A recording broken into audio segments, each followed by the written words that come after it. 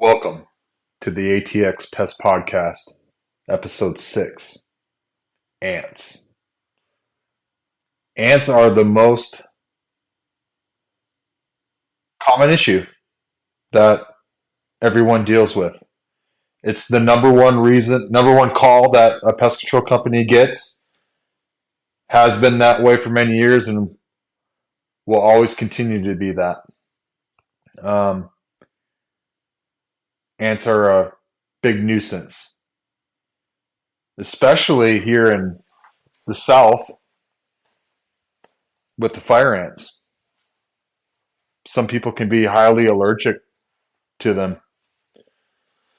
You unfortunately, it's fairly rare. You unfortunately don't know until you have unfortunately been bitten or stung. And yes, they can bite and sting. Most people don't know that. And you have an allergic reaction. Hopefully you don't go into anaphylactic shock. I actually had a customer the other day call in her son-in-law from a different country. I just never from France actually. Never had pest control service. Didn't really have any interest in it. Didn't have a need in France, I guess. And then he was doing a little bit of gardening this past weekend and was bitten or stung or whatnot by a fire ant and had to go to the hospital. Didn't go into shock, but got sick enough and probably now carries an EpiPen the rest of his life, right? So she called me and said, I need your help. I'll pay for the first service. He's going to take it from there. And we're going to go help him out and get rid of these, help control these fire ants for him. Because he desperately needs it. And it's, we have a few customers that, children or, adults that are allergic to them. We've actually done special treatments at schools, daycares, because there's a child, had parents, literally the school wouldn't pay for it on one situation one year, and the parents paid for us to go there along with their house. Of course, I gave them a big break on price because it was just very expensive to do a special treatment. There's a product called Top Choice.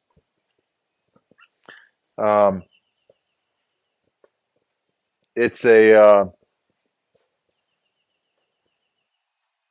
very effective product. It's very pricey though. It's agricultural grade. It's requires to have a special license in order to even purchase it, so homeowners aren't able to get their hands on it. But it's very effective. A lot of us pest control companies offer that service. We'll refer to it as a top choice treatment. The active ingredient is fipronil.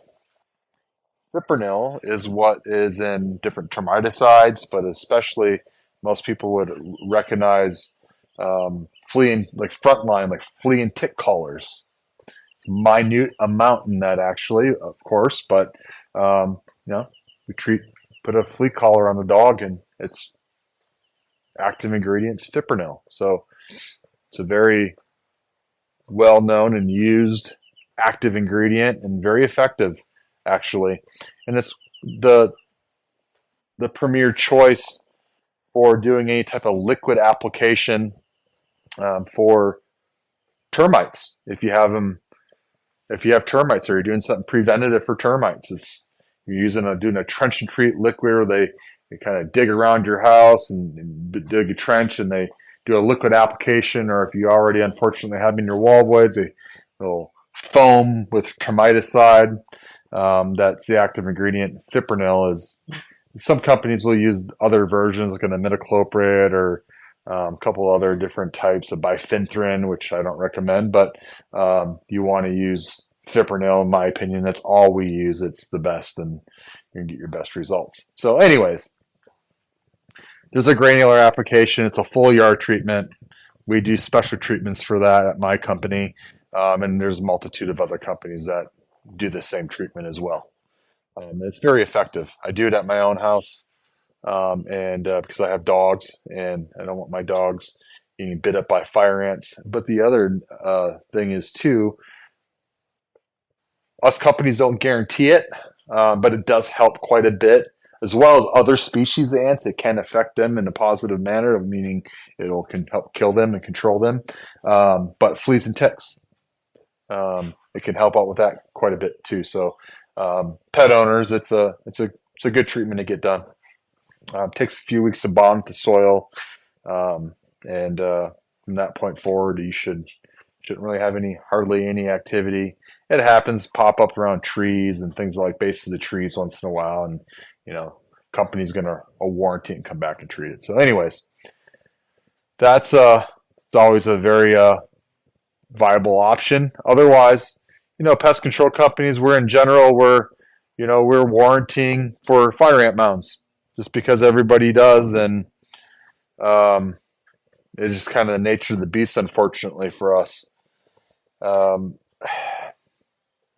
you think it'd be a more appropriate situation if you had a pest control service and all companies across the board said, look, we're only treating or warranting the areas that we treat. I mean, we're warranting to the back fence of within reason of a size of a property, and we'll walk that property further out than our, typical 5 to 10 foot barrier that us companies, by law, because we have to follow labels of the products that we utilize, are applying.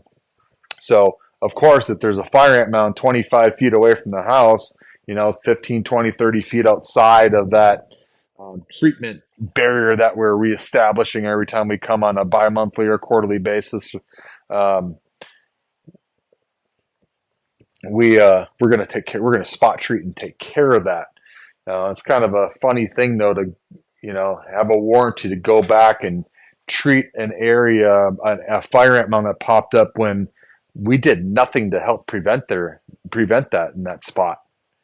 Why would you warranty that? But that's just the way somebody did it to try to undercut the competition and get more customers years ago, and it just stuck, and now it's become a universal practice for all of us companies. So unfortunately for us, because it hurts us, considerably, getting called back to a house for free like that. But is what it is. We're happy to do it, and it's just the nature of the business.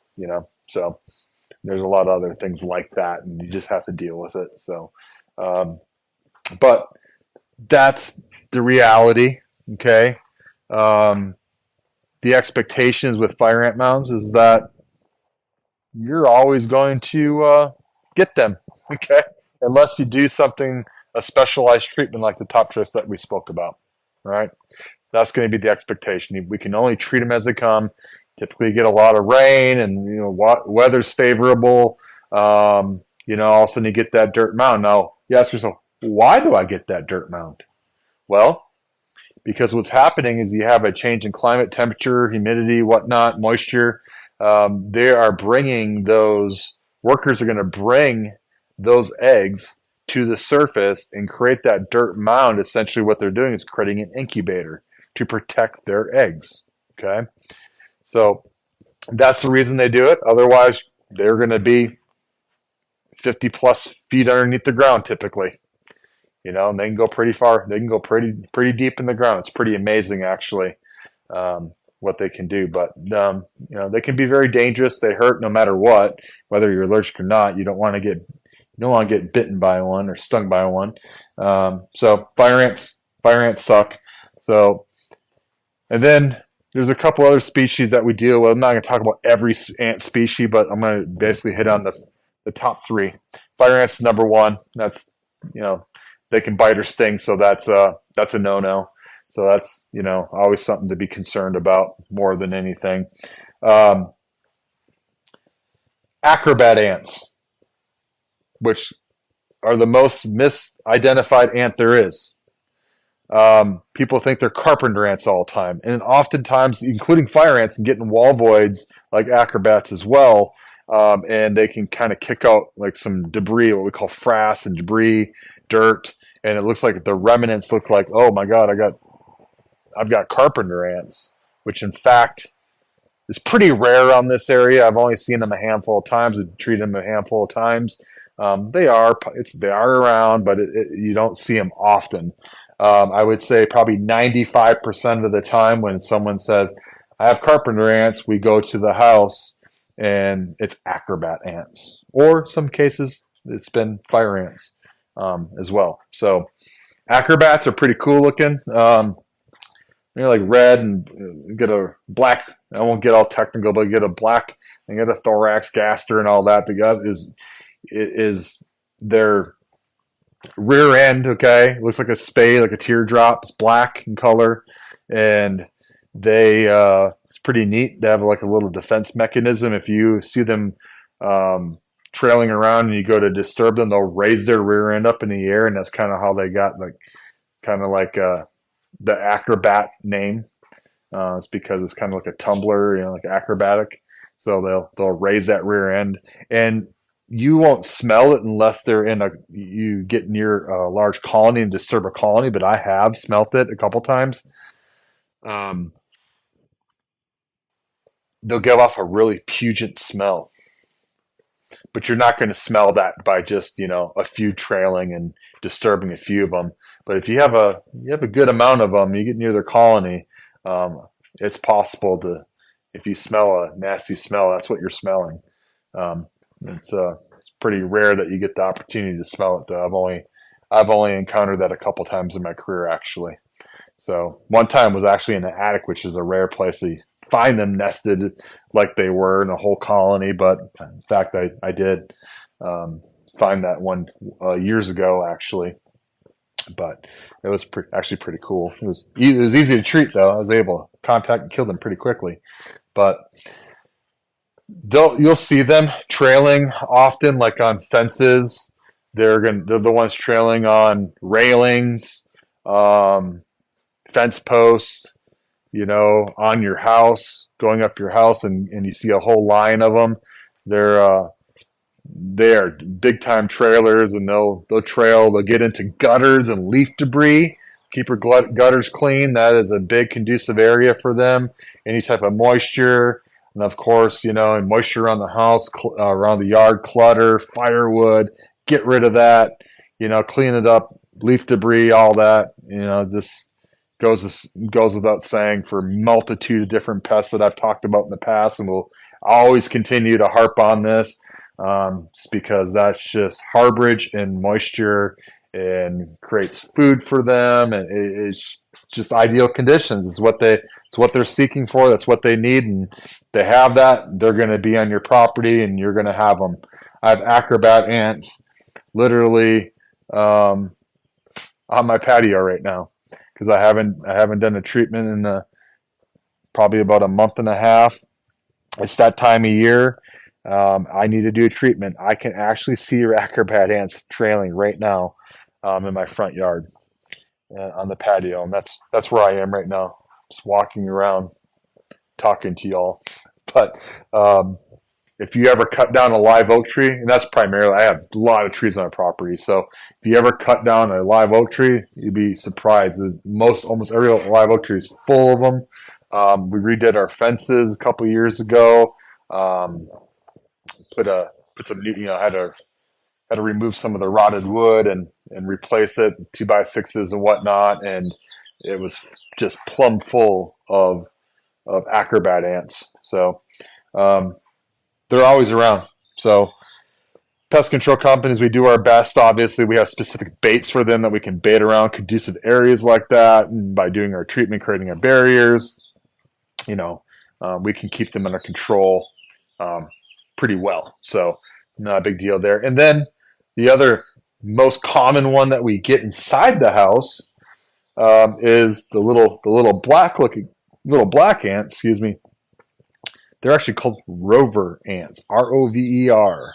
That's the most common ant that we deal with, other than fire ants, really. They're number two on the list, really.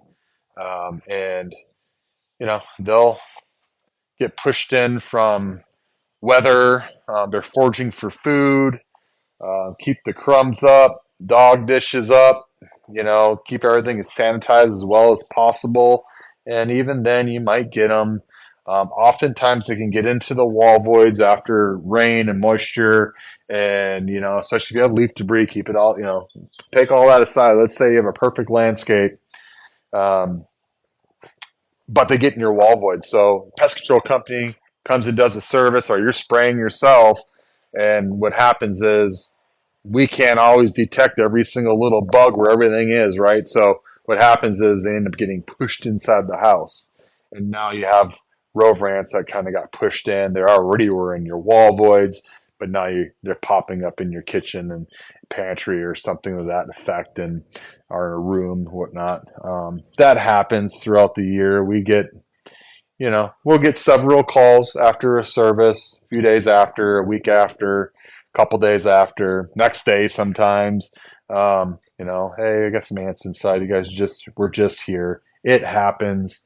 We try to make very sound, good choices with the products that we're utilizing, the active ingredients and that we're utilizing. And since we switched the product that we've been using for the last couple of years on our liquid application that we do, like on foundation entry points, I can say that we've cut that down in half, which is huge. So our customers are experiencing a lot less ant issues, so, and that's just the nature of the beast. And that's why pest control companies, any good company, got to guarantee your work, you get a warranty, because yes, we're going to come out every 3 months or every 2 months and do maintenance services, reestablish barriers and whatnot. But it's nothing's foolproof. You're going to, unfortunately, get an issue here and there, and that's okay. That's what you pay for. Call that company, get ants inside. Ants inside is really one of the only reasons that you need interior pest control. And I'll do a podcast on that one of these days, on why interior services are not really that necessary. Seal your damn house up. I preach it every day. I'll get into that. I probably already talked about that a little bit on the podcast, but I'll do a very in-depth one on what I'm talking about with that in the future. But as far as ants go, those are the three major ones. The issue is that oftentimes you spray, if you spray a certain product like a contact kill like Raid, or your company's not using a non-repellent type product, what happens is they're giving off a pheromone that alerts the colony. They do it for multiple reasons.